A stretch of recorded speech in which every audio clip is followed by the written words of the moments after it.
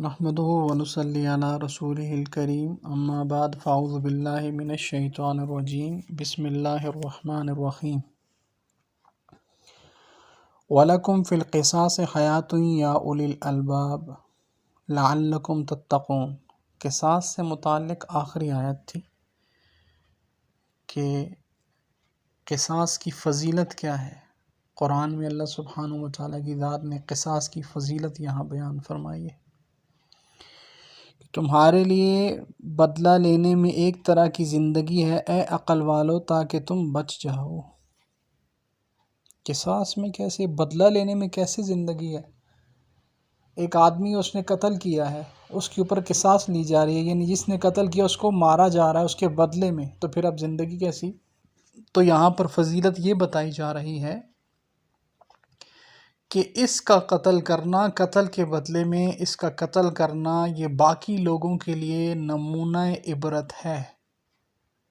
باقی لوگوں کے لیے یہ عبرت بنے گا، اور لوگ اس گناہ سے سوچنے سے پہلے یہ سوچیں گے کہ میں نے اگر اس کو قتل کر دیا تو اس کے بدلے میں مجھے بھی قتل کر دیا جائے گا۔ آپ دیکھ لیں جہاں پر بھی اسلامی سزائیں نافذ ہیں، قتل کے بدلے قتل، سر قلم کرنا، وہاں پر قتل و عام اتنا نہیں ہوتا۔ ملک پاکستان، ہندوستان، بنگلہ دیش، باقی ممالک کے حالات بھی آپ دیکھ لیں، سعودی عرب کے بھی حالات دیکھ لیں۔ جس ملک کے اندر اسلامی قانون نافذ ہوگا کہ زنا کے بدلے میں سنسار ہے، تو آپ دیکھیں گے کبھی کوئی بندہ زنا نہیں کرے گا، الا ماشاءاللہ ہوتے ہیں، لیکن اس طریقے سے کہ درندگی کے یہ عالم کہ چھوٹی چھوٹی بچیوں کے ساتھ زیادتی کر کے اور پھر لوگ جو ہے وہ سرعام پھریں اور 100 بچوں کا قاتل قتل کر کے اور پھر وہ بتائے لوگوں کو کہ بھی میں نے 100 بچوں کو قتل کیا۔ تو یہ وجہ صرف یہ ہے کہ جب یہ سزا عام ہو جائے نا، ایران کی طرح چوک میں کھڑا کر کے چوک میں پھانسی دی جائے، باقی لوگوں کے لیے عبرت کا نمونہ بنے۔ ہمارے یہاں تو 20 سال 30 سال کیس چلتا رہتا ہے، اس کو رگڑا ملتا رہتا ہے، بیچارہ جس کا قتل ہوا ہوتا ہے وہ قبر کے اندر پہلے چلا جاتا ہے اور اس کی تاریخ ہی نہیں ختم ہوتی۔ وجہ صرف یہ ہے کہ قرآن و حدیث کو جب آپ ترک کریں گے نا تو پھر یہ فتنہ اور فساد زیادہ برپا ہوتا ہے، سمجھ میں؟ اور دوسری چیز کیا ہے کہ یہاں پر اگر قصاص لی جا رہی ہے تو اللہ سبحانہ وتعالیٰ کی ذات یہ بیان فرما رہے ہیں کہ اگر ایسا قتل کے بدلے قتل کیا جائے گا تو پھر ہر بندہ یہ بات سوچے گا کہ یار میرا بھی خاتمہ ہے اس کے بعد، پھر اس لیے مجھے بھی سوچنا چاہیے کہ میں کیا کروں۔ اب اگرچہ یہاں پر پھانسی ہے، تو اگر بات یہ کرتا ہے کہ اسلامی قوانین سارے ہی اگر یہاں پر لاگو ہو جائیں، جیسے سعودیہ کے اندر، جیسے ایران کے اندر چوری کرنے والی کی سزا ہاتھ کا کاٹنا ہے، ٹھیک ہے، تحقیق کے بعد ہاتھ کا کاٹنا ہے، اگر یہ چیز پتہ چل جائے تو پھر بہت آسانی ہو جائے گی۔ اور اگر ایسے نہیں ہوگا تو پھر اسی طریقے سے گناہ ہوتے رہیں گے، کیونکہ اسلامی قانون کا نافذ کرنا یہ کوئی اتنی آسان بات نہیں ہے۔ جہاں پر لارڈ میکالے کا قانون چل رہا ہو تو وہاں پر اسلامی قانون اس کی اتنی اہمیت نہیں ہوتی۔ اللہ عمل کی توفیق دے۔ کتب علیکم اذا حضر احدکم الموت ان ترک خیرا الوصیۃ للوالدین والاقربین بالمعروف حقا علی المتقین، کہ اللہ سبحانہ وتعالیٰ کی ذات فرماتے ہیں یہاں پر اب مسئلہ دوسرا آ گیا، وہ قصاص کا مسئلہ ختم ہو گیا، یہاں پر مسئلہ ہے وصیت کا۔ اور یہ آیت یہ بھی ذہن میں رکھ لیں کہ یہ آیت منسوخ ہو چکی ہے، اس کے بدلے میں دوسری آیت نازل ہو گئی ہے۔ اس آیت کا معنی کیا ہے کہ تم پر لکھ دیا گیا ہے جب تم میں سے کسی کو موت آ پہنچے، اگر اس نے کوئی خیر چھوڑی ہے یعنی کچھ مال چھوڑا ہے تو اچھے طریقے کے ساتھ وصیت کرنا ماں باپ اور رشتہ داروں کے لیے متقی لوگوں پر لازم ہے۔ لیکن یہ آیت منسوخ ہو چکی ہے، اس پر لمبی بحث کرنے کی ضرورت نہیں ہے۔ کیوں منسوخ ہو چکی؟ کہ اگلی آیت جو اس کے بدل میں نازل ہوئی ہے اس کے اندر سارے حقوق ہر ایک بندے کا حق بتا دیے گئے، بہن کا اتنا حق ہے، ماں کا اتنا حق ہے، خاوند مر جائے تو بیوی کا اتنا حق ہے، بیٹی کا اتنا حق ہے، بیٹوں کا اتنا حق ہے۔ اب وصیت کن لوگوں کے لیے ہوگی؟ یہاں پر وصیت سے مراد اب وصیت ان لوگوں کے لیے ہوگی، یہاں پر نہیں، وصیت سے مراد وصیت ان لوگوں کے لیے ہوگی جو دور کے عزیز و اقارب ہیں۔ بہن بھائیوں کے لیے اب وصیت نہیں ہوگی، بیٹیوں کے لیے وصیت نہیں ہوگی، ان کا حق اللہ پاک نے ان کو دے دیا ہے۔ سب سے پہلے کیا ہوگا؟ مرنے والے کے ترکے میں سے سب سے پہلے اس کا قرض ادا کیا جائے گا۔ سب سے پہلے اس کا قرض ادا کیا جائے گا۔ جو بندہ مقروض ہو کے مرتا ہے، اور جس بندے پر قرض ہو، وہ اپنے گھر والوں کو ضرور بتائے، لکھ کر رکھے اپنی ڈائری میں کہ میں نے فلاں آدمی کے پیسے دینے ہیں، ورنہ کوئی بخشش نہیں ہے۔ آقا علیہ الصلوۃ والسلام نے پوچھا ایک صحابی کے بارے میں، جب ان کا انتقال ہو گیا، ان کا جنازہ پڑھانے کو کہا گیا، حضور نے فرمایا اس کے ذمہ قرض ہے؟ فرمایا یا رسول اللہ ہاں ہے۔ فرمایا میں جنازہ نہیں پڑھاتا، قرض دو پہلے۔ یہی معاملہ آج کل کے دور میں مولانا احسان صاحب رحمۃ اللہ علیہ نے کیا۔ جنازہ آیا، ان کے سامنے رکھا گیا، انہوں نے پوچھا اس کا قرض ہے؟ کہا جی ہاں ہے۔ کہا میں نہیں پڑھاتا۔ بڑا حساس معاملہ ہے، اس لیے فرمایا اپنے قرض کو لکھ کر رکھنا، اور اس میں دغا بازی نہ کرنا۔ لوگوں کے پیسے جو ہے نا وہ کھا کر بیٹھ جاتے ہیں، دبوچ جاتے ہیں۔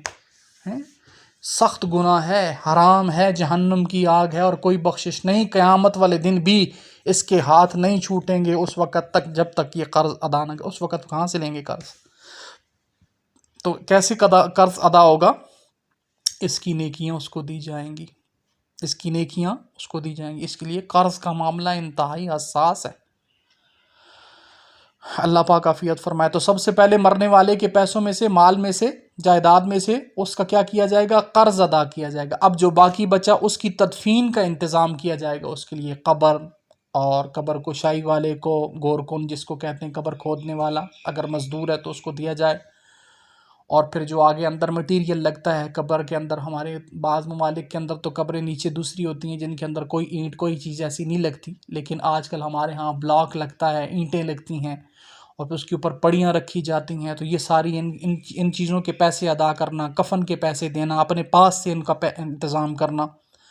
اور ایک چیز یہ بھی ہے کہ اگر کوئی آدمی اپنے خاندان میں سے کوئی اس کی مدد کر رہا ہے، تو اس میں جو ہے نا وہ آگے کیا کہتے ہیں، رکاوٹ نہیں بننی چاہیے نیکی کے کام میں۔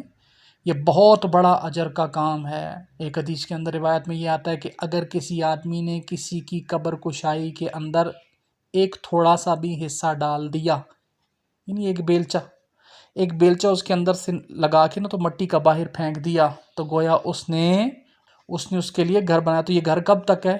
قیامت تک اس کا گھر ہے۔ یہ اب قبر گھر ہی ہوتا ہے نا اس کا، تو یہ قیامت تک اس نے اس کے لیے گھر بنایا۔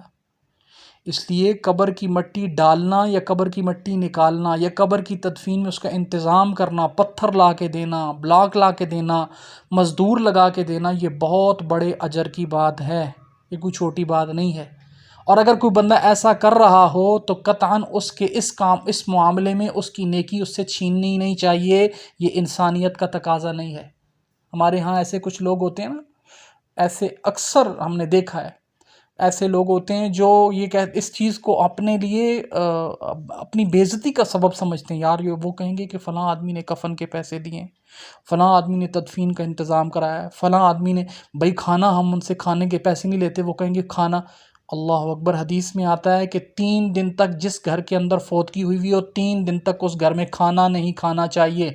مسافر کی بات نہیں کر رہا، جو مسافر ہیں وہ تو کھائیں گے خواہ کے در سے، لیکن جو اپنے عزیز و اقارب، اپنے گھر والے قریب ہیں، وہ اس گھر سے 3 دن تک نہیں کھا سکتے، اس لیے کہ اس گھر میں سوگ ہے، اس میں کوئی شادی نہیں لگی ہوئی۔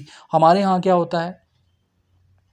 ہمارے ہاں پہلی بات یہ کہ ہم جن کے گھر میں فوتگی ہوئی ہوتی ہے، اس کی تدفین سے پہلے اس کے لوگوں کے کھانے کا بندوبست شروع کر دیتا ہے۔ چاول منگواؤ بھائی، گھی منگواؤ بھائی، فلاں چیز منگواؤ بھائی، فلاں چیز منگواؤ بھائی، اور یہ ادھر دو بھائی پکانے کے لیے، اور بار بار میت گھر میں پڑی ہے، اس کو لوگوں کے کھانے کی فکر پڑی ہوتی ہے، حالانکہ یہ میت ہمارے لیے سبق ہوتا ہے۔ یہ میت ہمارے لیے سامنے پڑا ہے، ہم دیکھیں اس نے یہ جا رہا ہے، ہم نے بھی چلے جانا ہے، خالی ہاتھ گیا، کچھ نہیں لے کے گیا، ساری زندگی محنت کی، کمایا، سب کچھ چھوڑ گیا ہے۔ یہ ہمارے لیے عبرت ہے، ہمارے لیے نمونہ ہے کہ آخر کار یہ ایک دن ہم نے دیکھنا ہی دیکھنا ہے۔ سمجھ گیا؟ تو یہاں اس ایک آیت سے بہت ساری چیزیں ملتی ہیں کہ خالی مرنے والے کی بات یہ نہیں کہ مر رہا ہے اور وصیت کر دی، نہیں، مرنے والا بھی خود اپنی ذات کے اعتبار سے بھی نمونہ ہے، پھر وصیت تو بعد کی بات ہے۔ تو پہلے کیا کرے، اس کے قرض کو ادا کیا جائے، پھر اس کی تدفین کا انتظام کیا جائے، تدفین میں ساری چیزیں آ گئی، اور اس کے بعد آخر میں کیا ہے، اب جو مال بچا ہے اس کو تقسیم کیا جائے گا، اولاد میں، بیوی بچوں میں، ان میں تقسیم کیا جائے گا۔ ہاں، اگر کسی نے کسی کے بارے میں وصیت کی تو اس کے بارے میں اب کیا ہے، فَمَن بَدَّلَهُ بَعْدَ مَا سَمِعَهُ فَإِنَّمَا اسْمُهُ عَلَى الَّذِينَ يُبَدِّلُونَهُ إِنَّ اللَّهَ سَمِيعٌ عَلِيمٌ۔ پھر جو شخص اسے بدل دے اس کے بعد کہ اسے سن چکا ہو تو اس کا گناہ انہی لوگوں پر ہے جس نے اس کو بدلا، یقیناً اللہ سب کچھ جاننے والا اور سننے والا ہے۔ مثال کے طور پر وصیت کرنے والے نے یہ وصیت کی تھی کہ میرا فلاں جو حصہ ہے اپنی پراپرٹی میں سے، وصیت کے جن کے بارے میں اللہ نے قرآن کے اندر نہیں فرمایا اس کے بارے میں وصیت ہے، بہن بھائی اور بیوی اور بچوں، ان کے لیے تو اللہ پاک نے حقوق بتا دیے ہیں۔ اس سے ہٹ کے جن کے بارے میں وصیت کا بیان ہے، یہ علماء سے پوچھ لینا چاہیے کہ وصیت کا بیان کن لوگوں کے بارے میں۔ یہاں پر بات کریں گے تو بات لمبی ہو جائے گی، فلانے کا بھی حق ہے وصیت، فلانے کے بارے میں وصیت کر سکتا ہے، فلانے کے بارے میں وصیت کر سکتا ہے، لیکن اس سے پہلے یہ 3 چیزیں میں نے بتائی ہیں ان کو پہلے ادا کرے گا، قرض، تدفین اور پھر اس کے بعد مال کی تقسیم۔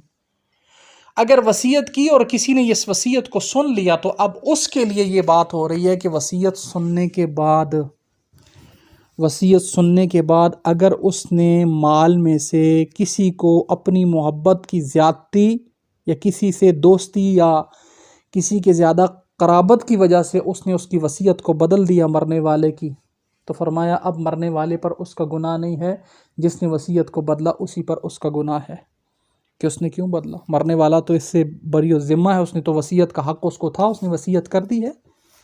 اب جو اس وصیت کو بدل رہا ہے تو فرمایا اس کے جو ہے نا، اللہ سبحانہ و تعالیٰ کی ذات اس کو بری کر رہے ہیں، جو بدل رہا ہے اس کے بارے میں پکڑ ہے۔ ایک روایت کے اندر آیا نا کہ ایک یتیم بچہ ایک شخص نے پالا ہوا تھا اپنے گھر میں، لے پالک جس کو کہتے ہیں نا، بچے کو یتیم کو رکھا ہوا تھا گھر میں، اور فرمایا اس کے لیے اس نے وصیت کی کہ جب میں مر جاؤں تو اس کے لیے 100 اونٹ اس کو دے دینی چاہیے، 100 اونٹ اس کو دے دینی چاہیے۔ معاملہ نبی علیہ السلام تک پہنچا، اولاد کو برا لگا کہ یار یہ یتیم بچہ ہے، 100 اس کو مل گئے تو پھر ہمیں بیچ میں سے کتنے ملیں گے؟ نبی علیہ السلام تک جب یہ معاملہ پہنچا تو نبی علیہ السلام نے فرمایا نہیں نہیں نہیں، صدقہ میں 5 دو، 10 دو، 15 دو، 20 دو، 25 دو، 30 دو، 35 دو، اگر اور بھی نہ مانو تو پھر کیا کرو، اس سے زیادہ دینا چاہتے ہو تو 40 دو، آخر 40 ہے، 40 دو، اس سے زیادہ نہیں۔ تو اس لیے فرمایا کہ وصیت کے اندر بھی ہر آدمی کے لیے ایک حق طے ہے کہ اس کو کتنا دینا ہے۔ بخاری کی حدیث ہے، سعد رضی اللہ تعالیٰ نے فرمایا رسول اللہ صلی اللہ علیہ وآلہ وسلم کے پاس ایک مالدار شخص آیا اور فرمایا میں مالدار ہوں اور میری وارث صرف میری ایک بیٹی ہے، کوئی بیٹا نہیں ہے، تو آپ صلی اللہ علیہ وآلہ وسلم اجازت دیجئے کہ میں اپنے 2/3 مال کی وصیت کروں۔ آپ نے فرمایا نہیں، کہا آدھے کی اجازت دے دیجئے، فرمایا نہیں، کہا 1/3 کی اجازت دے دیجئے، فرمایا خیر 1/2 مال کی وصیت کرو، گو یہ بھی بہت زیادہ ہے، تم اپنے پیچھے اپنے وارثوں کو مالدار چھوڑ کر جاؤ، یہ بہتر ہے اس سے کہ تم انہیں فقیر اور تنگ دست چھوڑ جاؤ اور دوسروں کے سامنے ہاتھ پھیلائے پھریں، وہ دوسروں کے سامنے ہاتھ یعنی کاسا لیے لوگوں سے مانگتے پھریں، ایسا نہ کسی کو کر کے، جو اکثر لوگ کہتے ہیں نا میرے مرنے کے بعد یہ ساری پراپرٹی مدرسے میں ہے، مجھے کسی سے کچھ فائدہ نہیں ہوا، یہ ساری کی ساری پراپرٹی مسجد میں دے دی جائے، یہ ساری کی ساری پراپرٹی مدرسے میں دے دی جائے، مجھے کسی سے کچھ فائدہ نہیں ہے۔ جنہوں نے فائدہ نہیں پہنچایا وہ جانے اور اللہ جانے، لیکن اس کے ذمہ جو حق ہے وہ اس کو ادا کرنا پڑے گا۔ سمجھ میں آئی؟ اس لیے یہاں پر سمجھنا چاہیے کہ وصیت کی فضیلتیں کیا ہیں۔ اللہ سبحانہ و تعالیٰ کی ذات ہمیں عمل کی توفیق عطا فرمائے۔ آج کا سبق یہاں تک ہے، اگلا سبق رمضان کے حوالے سے ہے، روزے کے حوالے سے، تو اس کو انشاءاللہ کل لیں گے۔ جزاکم اللہ خیر، اللہ عمل کی توفیق عطا فرمائے۔